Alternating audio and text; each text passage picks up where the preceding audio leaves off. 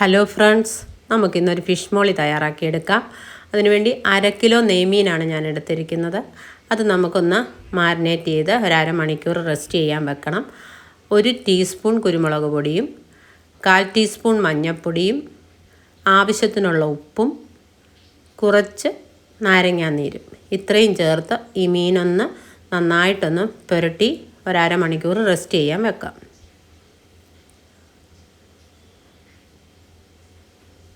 മീൻ കഷ്ണം പൊടിഞ്ഞു പോകാതെ നമുക്ക് ഇതിലേക്കൊന്ന് ഇട്ട് ഒന്ന് പുരട്ടി വെച്ച് അരമണിക്കൂറിന് ശേഷം നമുക്ക് ഫിഷ് മോളി തയ്യാറാക്കി തുടങ്ങാം.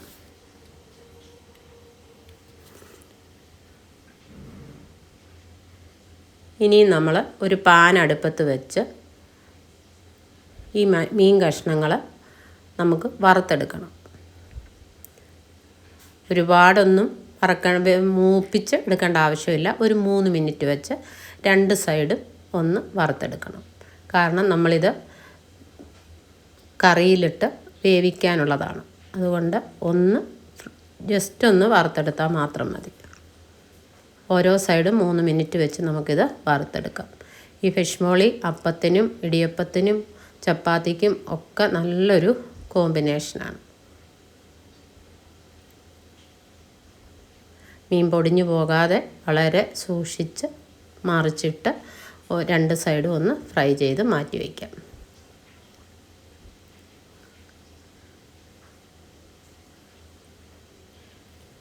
അങ്ങനെ മീനൊക്കെ മൂത്ത് വന്നിട്ടുണ്ട്. ഇത് കോരി ഒരു പാത്രത്തിലേക്ക് നമുക്കിനി മാറ്റാം.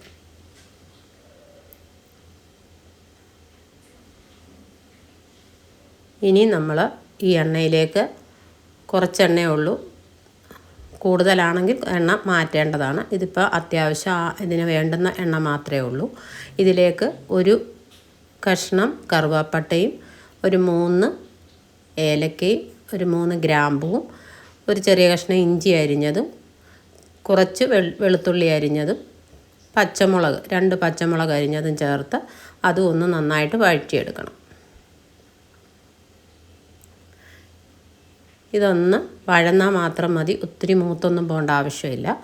ഇനി ഇതിലേക്ക് നമ്മൾ ഒരു മീഡിയം സൈസ് 2 സവാളയും കുറച്ച് കറിവേപ്പിലയും ചേർത്ത് ഒന്നുകൂടി ഒന്ന് വഴറ്റാം. മീനിൽ നമ്മൾ ഉപ്പ് ചേർത്തിട്ടുണ്ട്.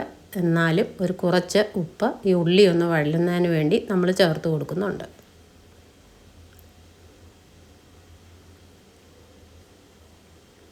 ഇനി ഇതെല്ലാം ഒന്നുകൂടി ഒന്ന് വഴന്നതിന് ശേഷം നമ്മൾ ഒരു 1.5 ടീസ്പൂൺ മല്ലിപ്പൊടിയും ഒരു 1/4 ടീസ്പൂൺ മഞ്ഞൾപ്പൊടിയും കൂടി ചേർത്ത് കൊടുക്കുന്നുണ്ട്. ഈ മസാലയും ഒന്നിട്ട് നന്നായിട്ടൊന്ന് വഴറ്റിയെടുക്കണം. മസാലയുടെ പച്ചക്കുത്തൊക്കെ ഒന്ന് മാറുന്നിടം വരെ വഴറ്റിയെടുക്കാം. ഇനി നമ്മൾ അരമുറി തേങ്ങയുടെ 2ാം പാല് എടുത്തു വെച്ചിട്ടുണ്ട്. അത് ചേർത്ത് കൊടുക്കാം. പിന്നെ 1 ടീസ്പൂൺ കുരുമുളക് പൊടിയും. ഇനി മീൻ വറുത്ത് വെച്ചിരിക്കുന്നത് ഇതിലേക്ക് ചേർത്ത് കൊടുക്കാം. മീനൊക്കെ ഈ ഗ്രേവിയിലൊന്ന് മുങ്ങിക്കിടക്കണം. ആവശ്യമെങ്കിൽ കുറച്ച് വെള്ളം കൂടി ചേർത്ത് കൊടുത്ത് ഇനി അതിലേക്ക് നമ്മൾ ഒരു പഴുത്ത തക്കാളി സ്ലൈസായിട്ട് അരിഞ്ഞത് കുറച്ച് കറിവേപ്പിലയും ചേർത്ത് കൊടുക്കുന്നുണ്ട്. ഇനി അടച്ചു വെച്ച് ഒരു 10 മിനിറ്റ് വേവിച്ചെടുക്കാം. മീൻ കഷ്ണങ്ങളൊക്കെ വെന്ത് വന്നിട്ടുണ്ട്. ഇനി നമ്മൾ ഇതിലേക്ക് ചേർത്ത് കൊടുക്കുന്നത് 1ാം പാലാണ്.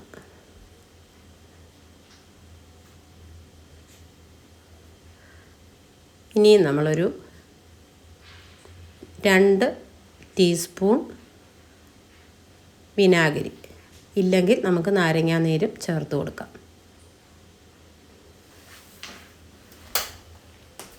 ഇനി ഒന്ന് ചുറ്റിച്ചെടുക്കണം. കാരണം തവിയൊക്കെ ഇട്ട് കഴിഞ്ഞാൽ നമ്മുടെ മീൻ കഷ്ണങ്ങൾ പൊടിഞ്ഞു പോകാൻ ചാൻസ് ഉണ്ട്.